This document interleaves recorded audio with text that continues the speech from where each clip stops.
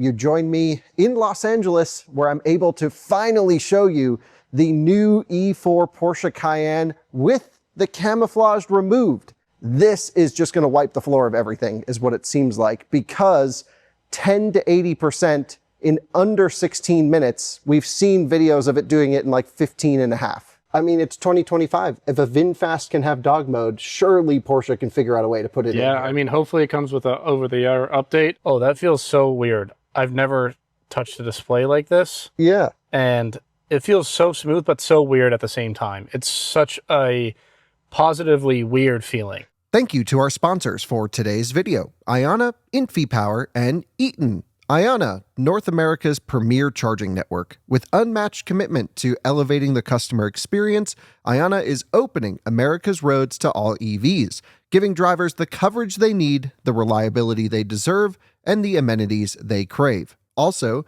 InfyPower, the largest EV charger module provider with over 3 million power modules running reliably worldwide. Their latest G2 collection features ultra-high power density and efficiency for EV charging and energy storage integration. InfyPower, innovation for your power. And Eaton. Eaton is a one-stop shop for implementing reliable and innovative EV charging infrastructure at your site. Across all applications, Eaton's EV charging infrastructure, hardware, and software gives you the scalability, flexibility, and intelligence you need to charge today and scale up tomorrow. Learn more at eaton.com/EVCI. Hello and welcome to another Out of Spec Reviews video. You join me in Los Angeles, where I'm able to finally show you the new E4 Porsche Cayenne with the camouflage removed. Now, we've had some really cool opportunities to bring this car to you over the last few months. First, I went to Leipzig and we did an insane deep dive technical breakdown of this entire car. So I will leave that video linked in the description below. It's where I was able to do this really cool immersive VR presentation where we had the battery pouch cells out. We were looking at the thermal management of the car, the drivetrain related topics, and that was just a great way to figure out what was under the skin to make this car actually work. Then I was able to take it on a range test, more of a range impression drive, where pretty much this thing was a 350-mile range car on the highway at 70 miles an hour. I can't wait to run it in the official test, but we figured out that the range was awesome.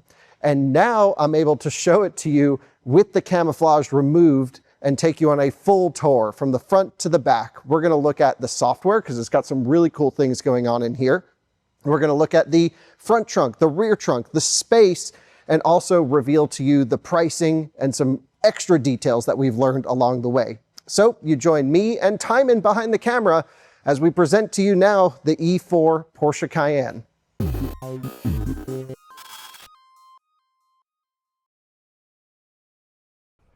Big news, guys. The Climate Exchange EV giveaway raffles I've been telling you about are ending very soon. Coming up on December 8th will be the last day to enter for your chance to win a luxury EV such as a Rivian, a Porsche, Mercedes, Lucid, you name it, because Climate Exchange lets you choose the winning prize up to $120,000. They even include all taxes and fees on top of that vehicle, which is so cool.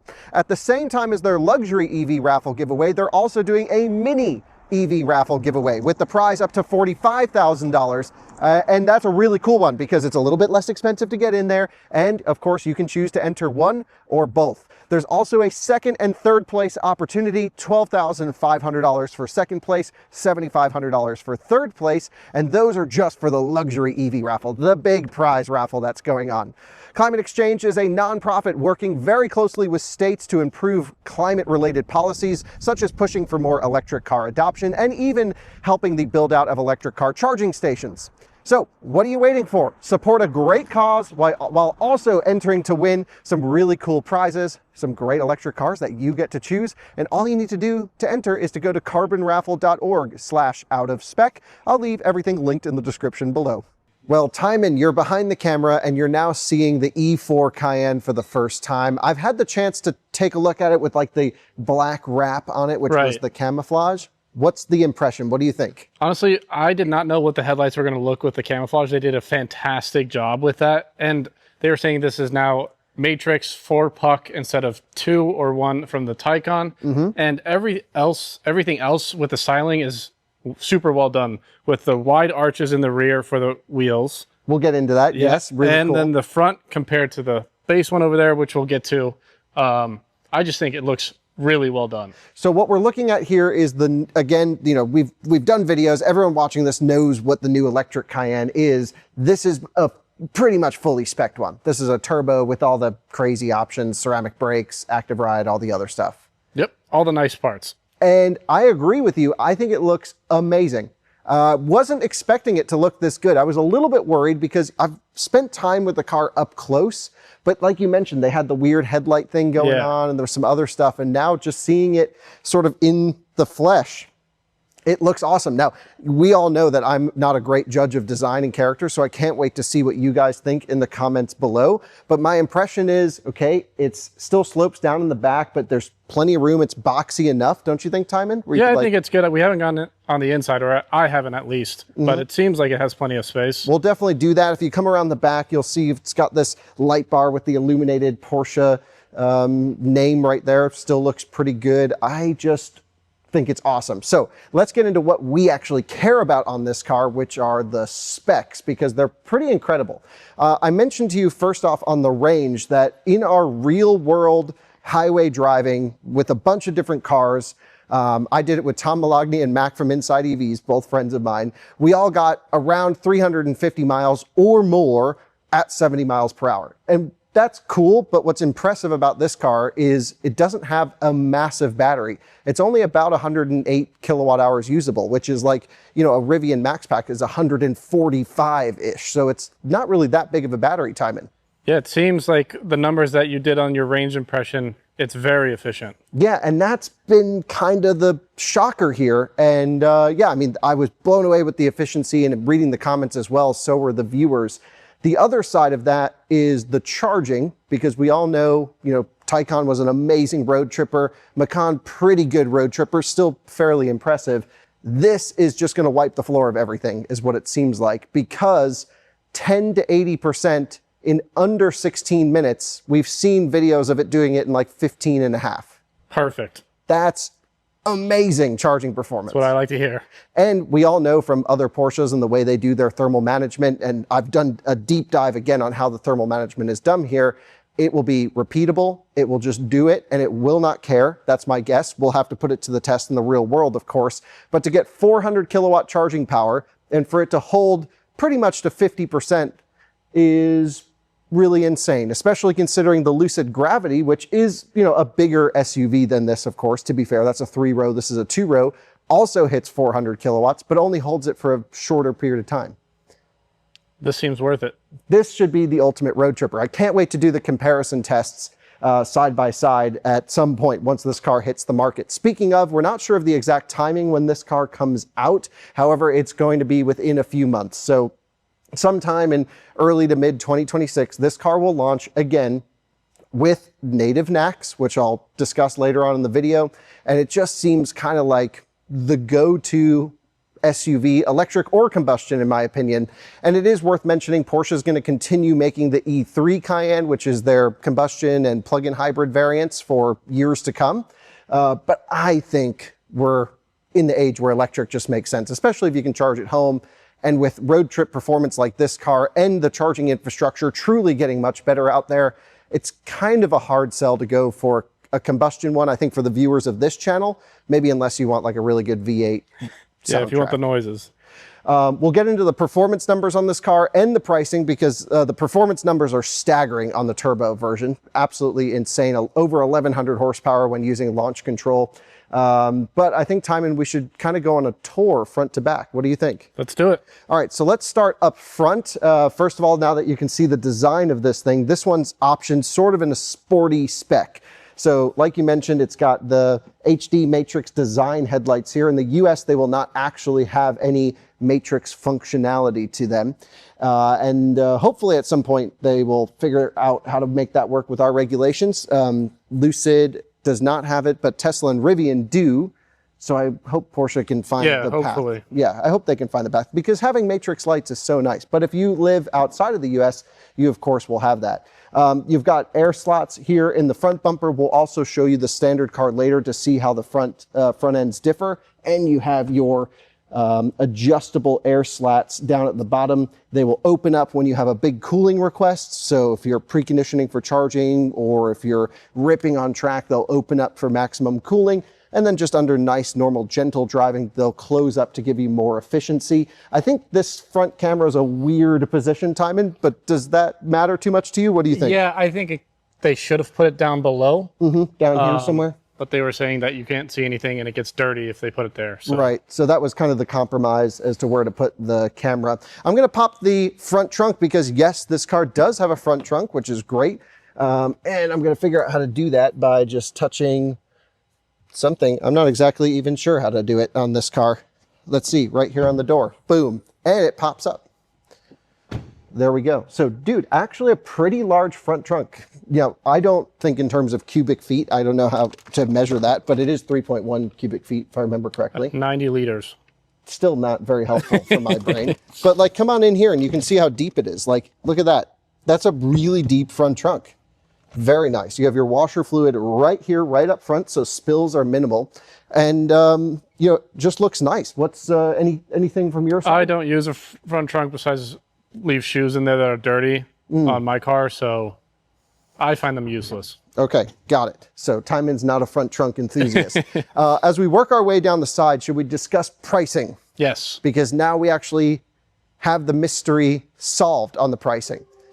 I was worried this was going to be like 150 grand base. Yeah, me too, especially comparing it to Macan, which this seems, the base Cayenne now seems like a deal because the base one is 109 starting. Right. So we're not going to like, let's just walk over here really quick so people can see it. It's okay if it's like in a studio. This is the standard Cayenne and it has some options and stuff. However, this car starts at 109,000 and then goes up there. We all know Porsche goes a little bit up with the options packages, of course. However, the standard equipment seems to be pretty strong because they'll have like heated steering wheel, soft closed doors, other stuff. Yeah, a lot of stuff comes standard between the two, which is great. Yeah. And these base wheels aren't the ugliest things I've ever seen. So I'm not sure that these are the standard wheels, but I think what's interesting that Porsche did, and we'll have to do this when the Configurator launches, it should be at the time this video goes up. Also, shout out to Porsche for inviting us here early ahead of the launch so we can get this video to you right away. Go on the Configurator after watching this video, because my understanding is the 21-inch wheels are the standard spec, and then at a no-cost option, you can choose the Aero wheels. Best thing you could do. Yeah, and so I think it's great to say, or if you want to get the full range spec, the full efficiency spec, you can do that. Keep in mind, the range test that I did with Tom and Mac and others in the desert was not on the range wheels. That was on the 21-inch wheel and tire, 350 miles at 70. Wow. And we didn't even run them to dead. So range monster. We got to get, you know, obviously we'll work with our buddy Calvin over at Porsche and we'll try and get a full range spec in to run through all the tests eventually. But I really like the way they did that, where you know, like a lot of dealers like don't spec cars before they arrive. Yeah, and then they just say order and it looks terrible. Yeah, and then you get the little ugly wheels in, and it just like what my mom has on her Macan, it just doesn't work. Yeah, so no. Now you actually get a nice looking wheel as standard, and play around on the Configurator to find out. So that's $109,000 for the Cayenne, and that's a dual motor, all-wheel drive, long range variant, if you will. The other configuration at launch, we all know Porsche will probably do more variants. They always have, unless they break the mold, but I don't see any reason why they would, is the turbo spec here. And it's like 168,000 base. Typically, turbo comes with more options equipment as part of that as well. Yeah, I think it's 60K more. I think it's worth the 60K just based on looks alone. Right, so you get looks, but then there's a lot of deep-rooted underlying technology that's changed here as well. You have a completely different rear motor with direct cooling to the stator, and that's important because if you're going to rip on the car, you want direct oil cooling. It's really not uncommon to find electric cars with oil-cooled electric motors, especially direct cooling the stator like Rivian has it and others. But I think it's nice that in terms of thermal performance, this thing should be able to rip for a while. And again, watch my previous video when I did the technical deep dive, because I actually rode around a racetrack in Leipzig, Germany, in one of these things. And we talked about the temperatures with the test driver, and he was like, yeah, way better thermal management than Macan, and kind of comparable with Taycan, maybe even better from a motor standpoint. Sweet. So that's really promising. The Cayenne kind of has to be the one car to do it all, Tijmen. It's really got to do everything. It's got to be a sports car. It has to go off-road, has to take you on road trips. And that means that this one vehicle has to have such a huge, broad capability range. And I think they've kind of achieved it just from my time spending with it on road and in technical presentations. They kind of have nailed this thing. Yeah, from your videos and the understanding that they showed us today, it seems like this is the one car that can actually do it all. Yeah, and the one sort of, before we go on the rest of the tour, the one anecdote I'd really like to kind of drive home here is I've spent some time with other competing cars in this class that have been buggy from a software perspective or not totally dialed in or whatever. And then I drove this car 9 months before its start of production. That was a pre-series prototype. It gave me 0 faults, 0 issues, 0 anything. And they spent years testing and developing the last final 5%. And that's just what you get when you buy a Porsche, like a completely dialed package. And they're an open book. Like, their engineers want to show this car. They want to, you know, basically tell the story. And I think that's really commendable from our side. So show everyone inside if you can, just so they can get a quick impression of the screen. They've gone OLED now. They have this curved display. I really want to talk about that with everyone as we get onto the interior view, because that was incredibly impressive to use and really cool in person. But dude, it looks terrible in photos. Yeah, I mean, right now it doesn't look that bad for the viewers, I would say. But from every photo they've ever posted, it looks terrible. Yeah, I don't know why it photographs so terribly, but it is really great to use. And that's just my opinion. And I'm curious to see what you think as well, because we both drive technical vehicles. We have Teslas and Rivians and other stuff. And so a lot of our viewers come from that background. I really like the software in this car. And I've spent a lot of time with it. That says a lot. And normally software bugs me. It's like, this can kind of do everything I need it to do. Compared to the combustion Cayenne, this is actually a longer wheelbase and more headroom, even though it's a shorter overall body height. So that's pretty impressive. I love that they really made a point to get the seats to mount on the ground. So we'll sit in there and play around. Yeah, they were saying they really wanted to focus on sitting in the car, not on the car, which we like to hear. Absolutely, absolutely. Let's come around the back and just kind of talk about trunk space and towing, and we'll pick up the tour sort of top to bottom now, which is, dude, big trunk space. Yeah, it's huge. I'm really surprised. Now, obviously, this is a 2-row instead of some of the other cars that we've been mentioning, Escalade, Gravity, etc., are 3-row vehicles. So you have to think this is a little bit smaller, but it feels way bigger than our Audi e-tron, for example, on the inside. Like, this is a nice, sizable vehicle. And I should also mention that the seats are powered. So you can see that the seat is fully electrically powered. And I think I can just push it once. You'll see the driver's seat will move. I think maybe I've got to push and hold it for the request. But it basically won't let the rear seats crash into the front ones. Oh, maybe it's because the driver's door is open. But either way, you can see how it goes flat here.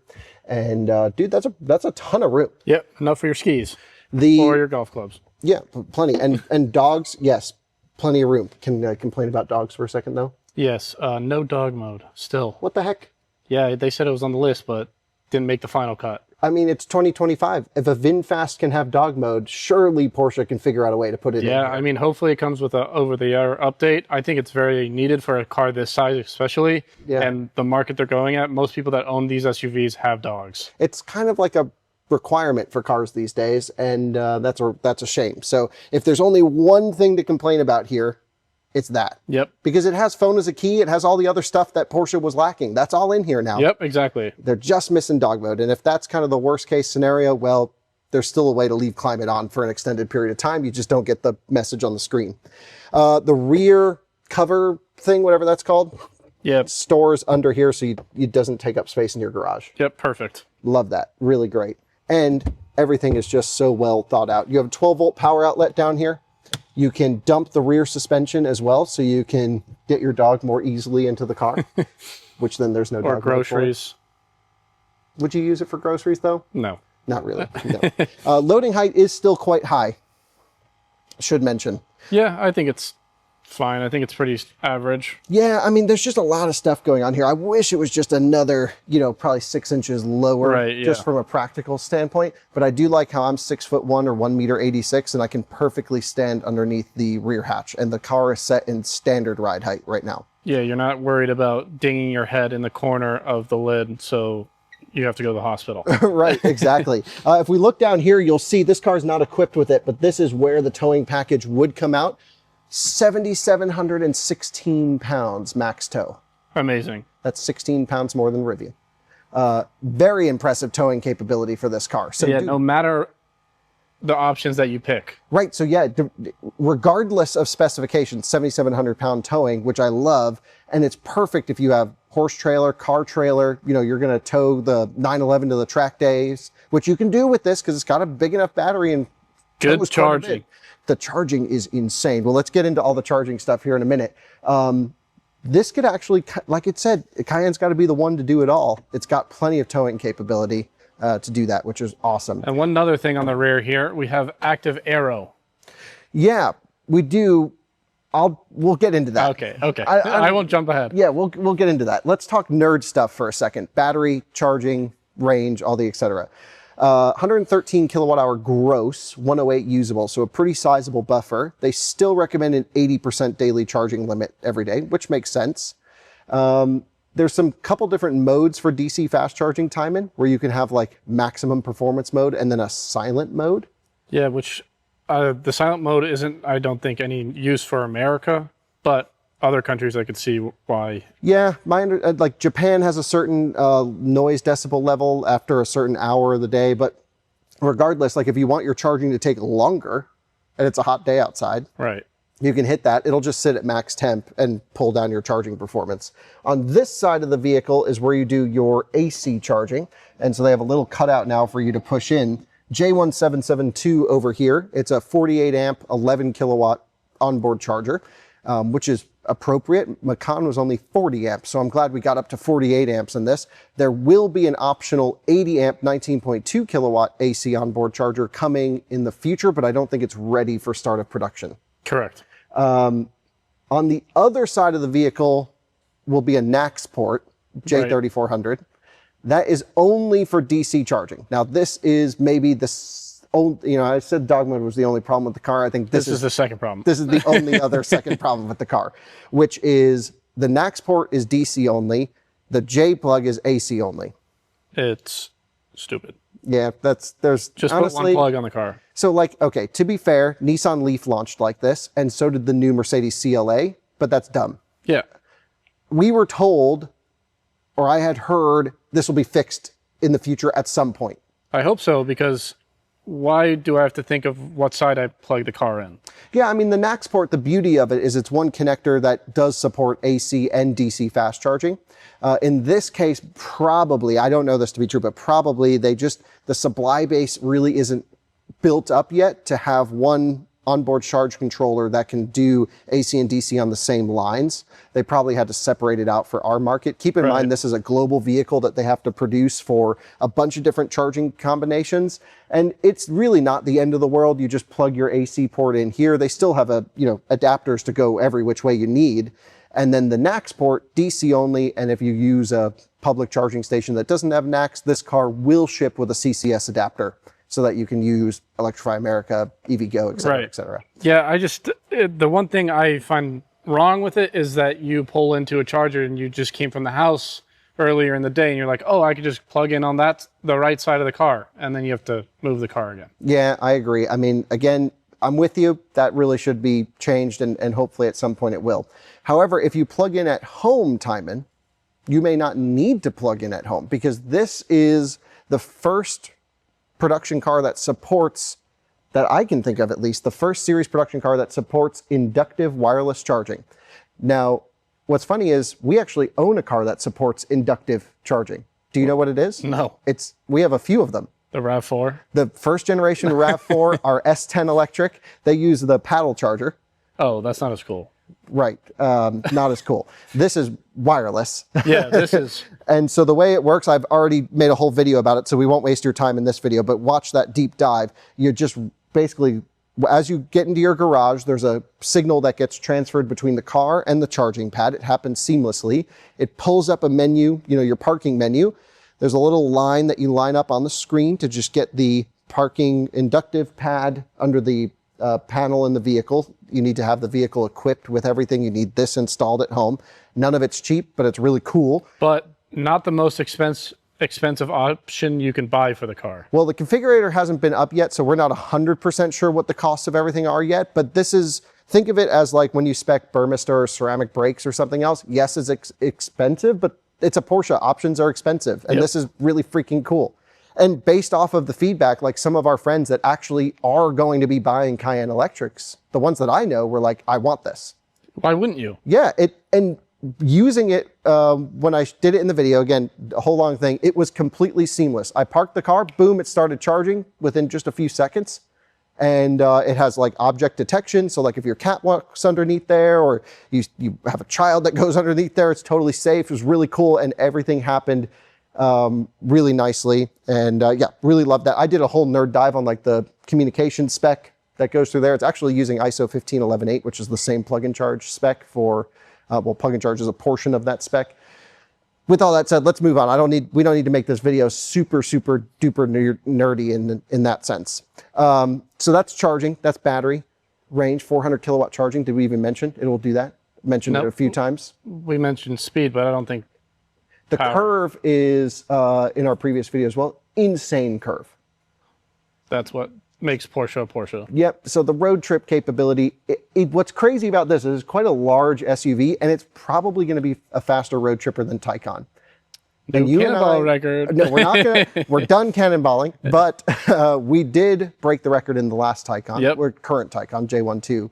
Insane monster. Here we have just a much more family-friendly vehicle with, again, very similar, if not better, road trip performance, and that's what we love on this channel. So, man, it's so freaking cool. What I'm gonna do is, for the interior tour portion, set the driver's seat to my comfortable position, and then see how I fit in the second row. So this car is equipped with the, oh, now I know why the seat didn't fold, seatbelt was buckled. Oh.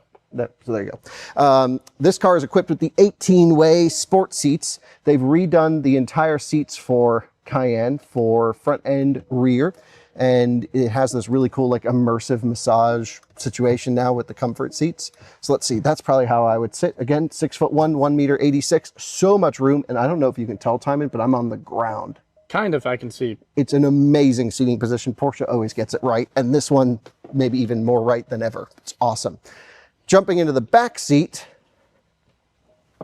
First of all, great to have HVAC vents right there in the B pillar and down here. Plenty of option. And I can slide the seat forward and back electrically as standard. That's not an option. Wow. Luxury. Look at this. It goes pretty far back. Oh my God. That's way farther than I thought. Yeah.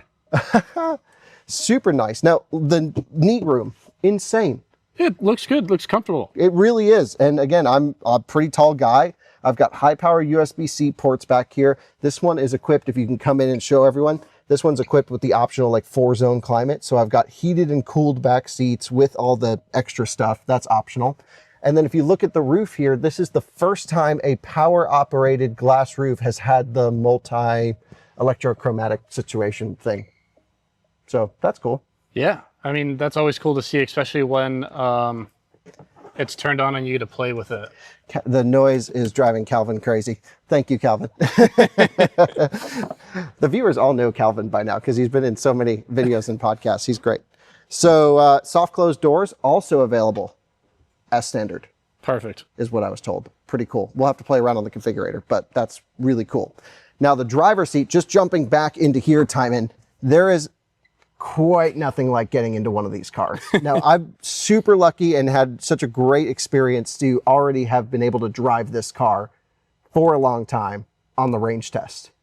And It is so good. It's hard to even describe. Now, I was driving a pre-series prototype, so who knows what will change between that and series production. The car felt pretty much done.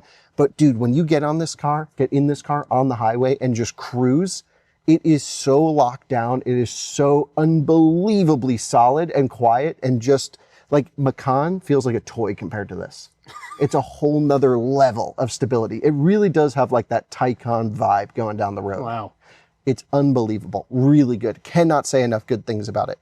I'd love for you to pop around here to this side if you could. Yep.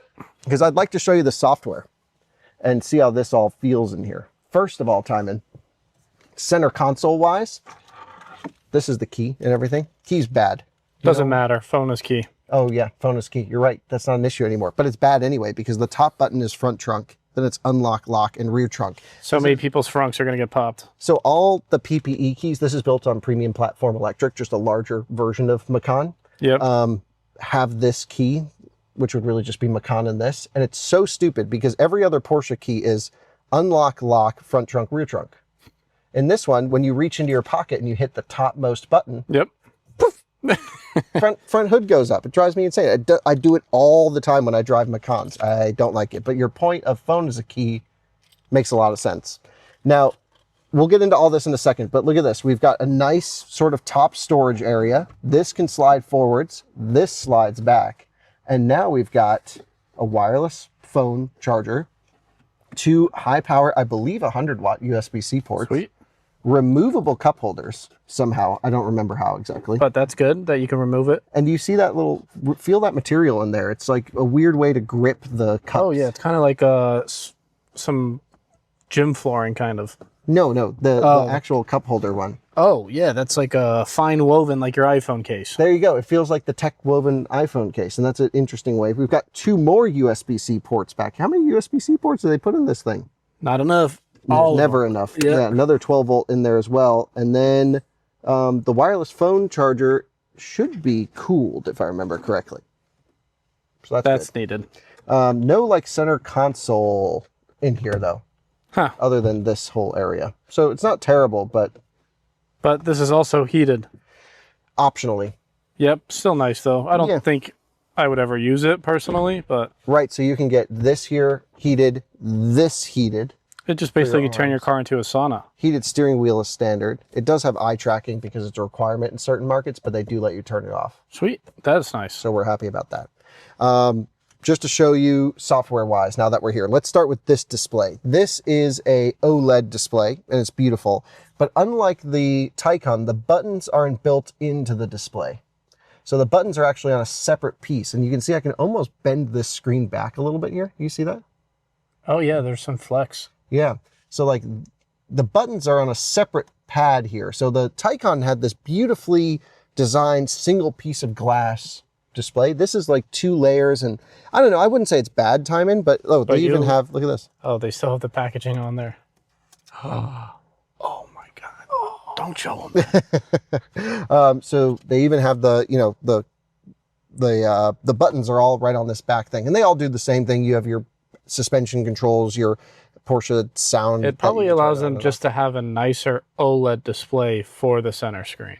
It's possible. That could be. So nothing super unusual here, just to kind of show you what the display views that you can go into are. You've got your driver assistance view, your full map view, you know, and then your 5-pod view, which if I scroll over to this one, I can clear that. So that's very 911-esque, and these are kind of preset. This allows you to choose what you want to see, so on and so forth. It's not unusual. It's just really responsive and slick. This is what's new. And you've got sort of, look at this, in real time. I mean, this is not unusual for some of the Chinese cars or Tesla or anything like that. So snappy. But yeah, it's just burp, burp, burp, burp, burp, burp. Great processing power here. Yeah, and you can function everything on this car from here. So you can change your ride height, put the wing up, everything, open the trunk. Yeah, and as you scroll around, more options will present itself as well, which is, I think, a pretty cool thing. So you have like sport sound, recuperation. By the way, 600 kilowatt regen in this. That's insane. Should we talk power output really quick? Yes, you mentioned it a little bit. Yeah, I mean, maybe we'll have to cut away because I want to like make sure we have the final numbers and everything. Yeah, it was 1139, I believe, max power output. You have to use launch control to get max power. 844 consistent power output. Or was it 6? No, that's base model 623. Okay. This is 844. It's a lot of, the way to think about it is ignore the numbers. You get like a ton of power when you just floor it normally. Then you get another 120 kilowatts of boost power when you click that button right there. Right. Which is push to pass. Only the turbo has that option right there. Then if you do launch control, only then do you get the full power of the vehicle. And then that's the only time you get your 0 to 60 in 2.4 seconds. That's right, which is insane. The standard car is 4.8 seconds 0 to 60. Yeah, I think so. Yep, and it's exactly double. Wow. And the turbo you kind of want that. Yeah, exactly. Yeah, I don't know. Standard car may not be fast enough. I think the standard car will be plenty fast, but this is also the fastest production Porsche ever built. Or no, it's not. It is the highest power output. Highest power. My bad. So anyway, what I don't like about that Tijmen is I just want to floor it and get 1100 horsepower. Yeah, I kind of agree, but sometimes the push to power is this also push to pass is not giving you everything it can do. Yeah, right. And so you're getting like the mid level of almost everything. And every 10 seconds, you got to hit this stupid button. If you're going around the track or on a mountain road, you want to accelerate out. It's just kind of a distracting thing to always. Yeah, you can griped about this in the Taycan when you did your top speed run in the turbo. The turbo GT, yeah, it had the attack mode paddle. Right. Drove me insane. My foot's to the floor. It means one thing. Give me whatever you got. I don't care what, regulations you got to approve here, whatever. Just freaking do what you can. Given all conditions, give me what you got. That's what I want. But Porsche doesn't agree with me, apparently. So this is the new Porsche operating system and the new screen, and it's got this curved display. They call this the ferry pad because you can like kind of keep your hand here and move it, because Ferry Porsche, there was a picture of him like driving a car like this at one point. So they're like, oh, anyway, it doesn't matter. I love this display. So first of all, let me just give you an example of how I was using it. We're here in the LA area. You're cruising around, very snappy, shows you all the charging stations, whatever. And then you can keep on the bottom side, whatever you want. So like in my case, I would keep like nerd data, more nerd data, this type of nerd data where it's, state of charge, maximum charging power. If we were to plug in right now, not preconditioned. That's insane. 328 kilowatts just sitting here. Damn. It's been sitting here all day. That's crazy.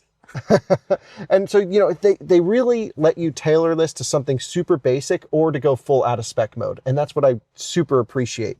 So I love having the normal screen data here, and you almost treat this as two separate displays.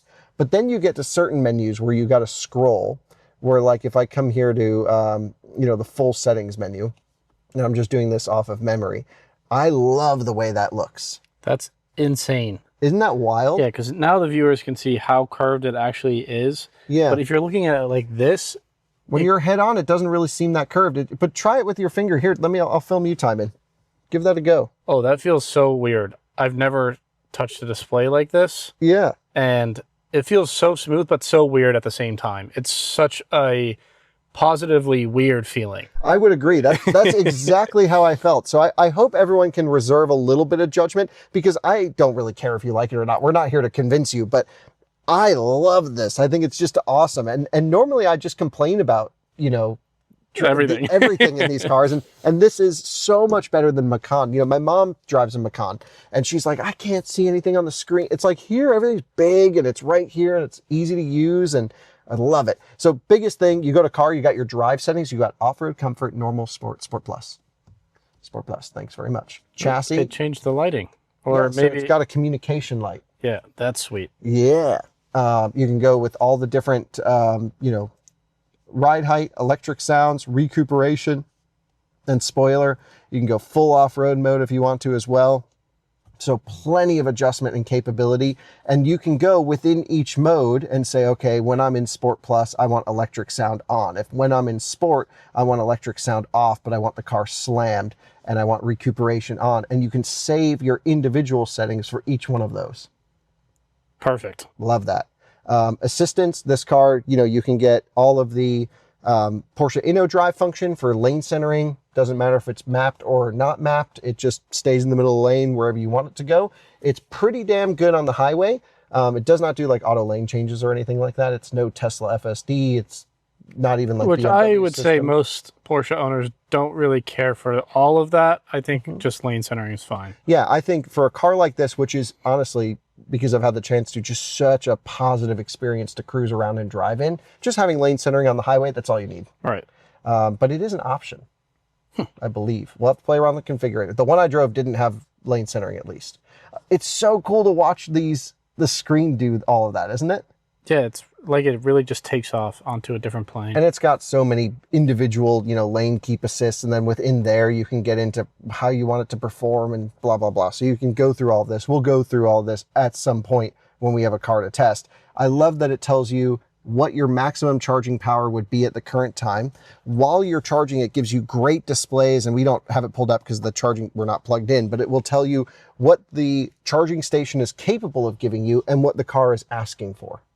And that way you know if it's ever a charging station limitation or a car limitation. I think every car needs to do that. Yeah, they really do a great job with that. There's also plug-in charge with this vehicle, so you can go with, set up the plug-in charge apps or whatever for Electrify America and Ionna and all the other Does this ones. come with free charging or no? I don't believe so, which is fine. Yeah, whatever. They might do like certain sales promotions and some other stuff. I'm not totally sure.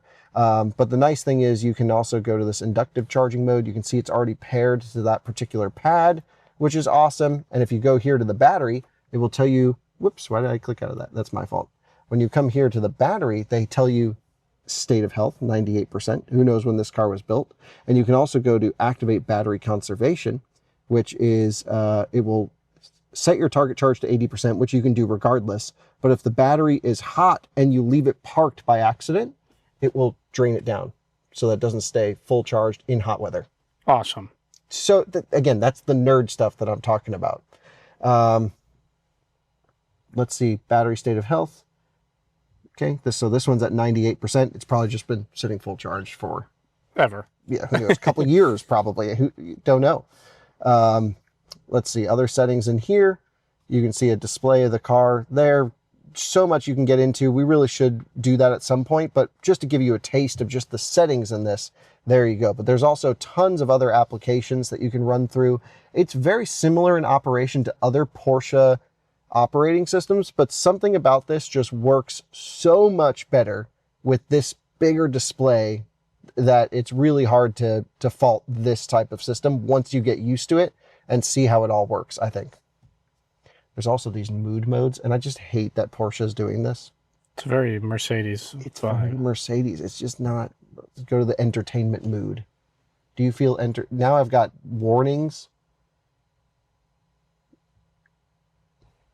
And it wants to adjust my seat. I don't know. Dude, this is cool. Yeah, this is fine. Yeah, and that's optional. If you don't get the passenger display, you actually get a break in the glass here.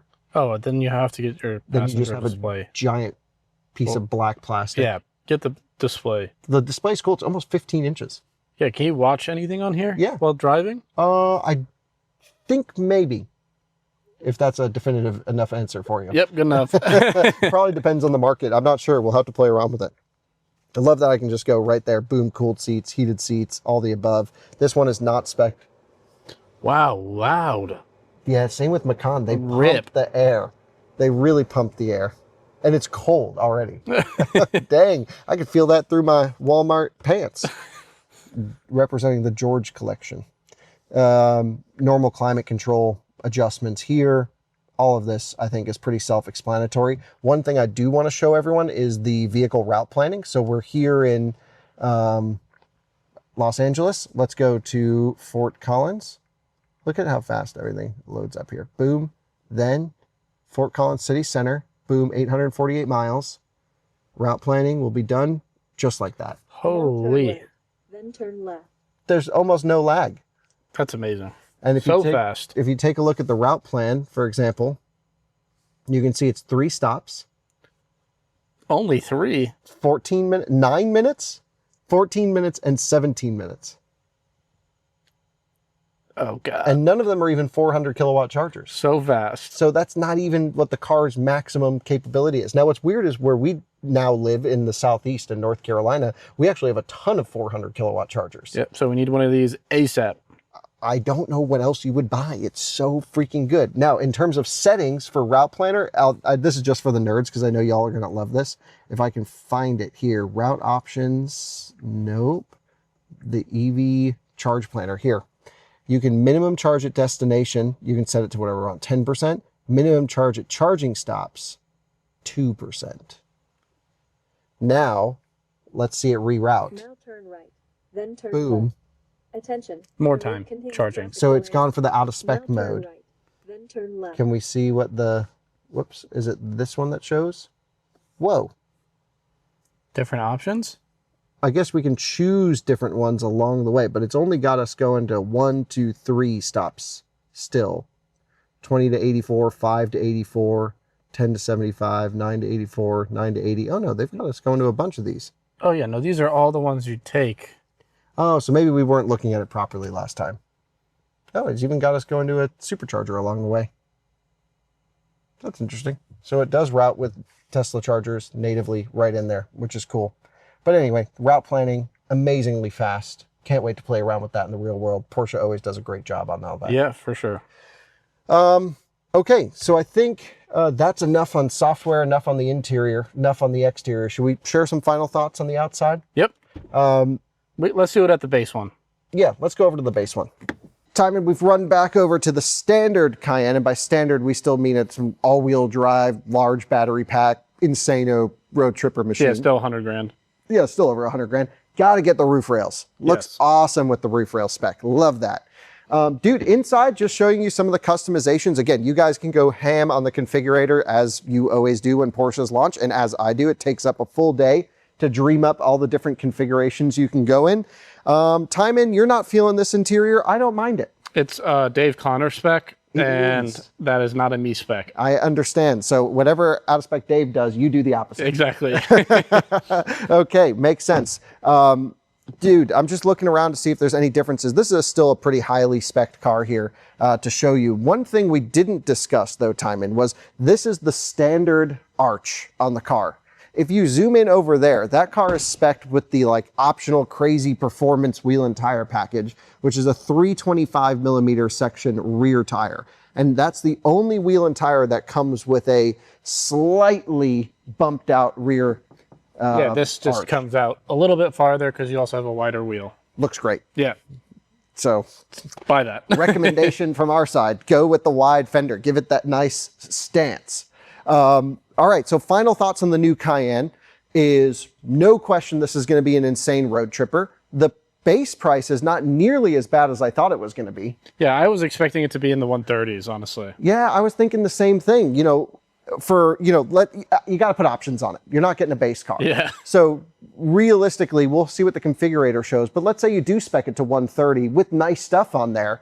That's still going to be a pretty good value considering you really are getting an insanely well-engineered and insanely durability tested car. I only know this because I got to spend time with the team that did all the testing on this car. It went through years of development work after all the things have been done, which is really cool. And it's definitely paid off, I think. It's just like when you spend time with one of these cars, you really get the impression that like every last degree of anything has been thought through and carefully designed. And obviously building a car is a compromise, and the compromises have been chosen with rationale behind them. And it gives me a lot of confidence to recommend a car like this, even though it's going into its first model year. So we'll have to play around with it. We'll see how it goes when we can get one in over to the out of spec track and do all the range tests and the road trips. And, you know, we're going to be doing as much as we possibly can with this car. From my impression, it truly is the most important car launch of the year. I really think it was like Gravity, iX3, and this were the big ones. And from my impression, this is the one that is the most impressive from, or at least the one that's going to give you, I think, the best ownership experience. Yeah, and I also think best bang for buck as well. That's interesting coming from you and coming from a Porsche perspective as well, Yeah. because it isn't cheap, but you're getting so much for the money. Yeah, the charging alone, I think, is worth spending 10, 20 grand worth over, let's say, a competitor, but then everything else you get make it so much better. Yeah, so shout out to the Porsche team for inviting us here to see the car ahead of its unveil to share this video with you. Again, watch our other videos on this car because we've gone so in depth on the drivetrain and active ride and Porsche traction management, all the other stuff that we can nerd out about, and I've done all those videos. And this was really just our opportunity to see it with the cover removed, with it in the flesh, and I think it looks way better than I was expecting it to. I'm glad you really like it. Yeah, it does. Definitely looks way better. I will say, definitely, you have to go for the wide arches and the aggressiveness of the turbo to really get the proper stance. That's I know a it's an extra typical 60 Tijmen. grand, but Yeah, Tijmen just wants to spend the viewers' money. Yeah, exactly. I actually think the sweet spot is just go for the standard car and just spec it with whatever you need and nothing you don't. But that's my impression. So I can't thank you guys enough for watching at home, and a huge thank you to Porsche for inviting us out here to share this car with you. It's something I'm so excited about. And now we got to convince out of spec Dave to pull out the checkbook so we can play around with one of these things. So anyway, thank you so much for watching at home, and we'll see you on another one again soon. Bye-bye.